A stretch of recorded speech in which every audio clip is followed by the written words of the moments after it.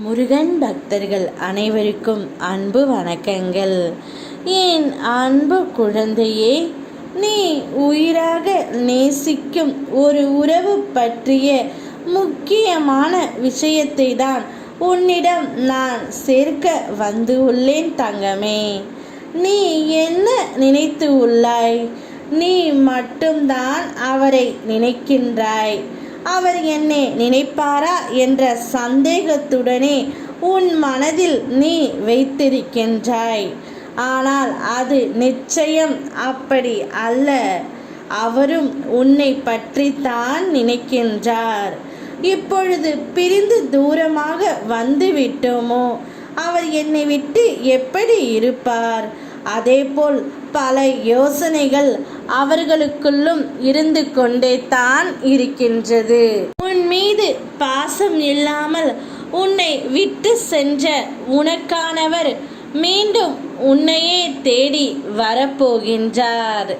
அதற்கு காரணம் நீதான். ஏனென்றால் நீ அவர் மேல் வைத்திருக்கும் பாசத்தை நான் அவருக்கு புரிய வைத்து விட்டேன் தங்கமே.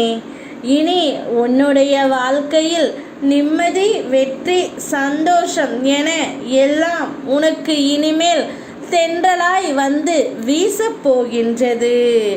காலத்தின் கட்டாயத்தாலும் சிலரின் சூழ்ச்சியாலும் நீங்கள் இருவரும் பிரிந்து இருக்கிறீர்கள்.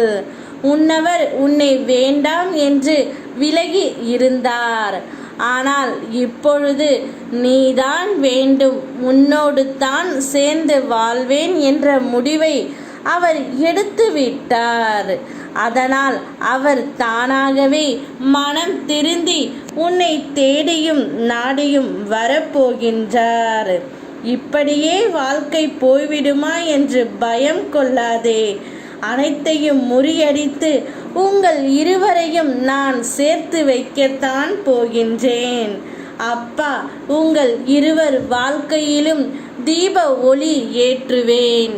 அது அணையாமல் நீதான் பார்த்து கொள்ள வேண்டும்.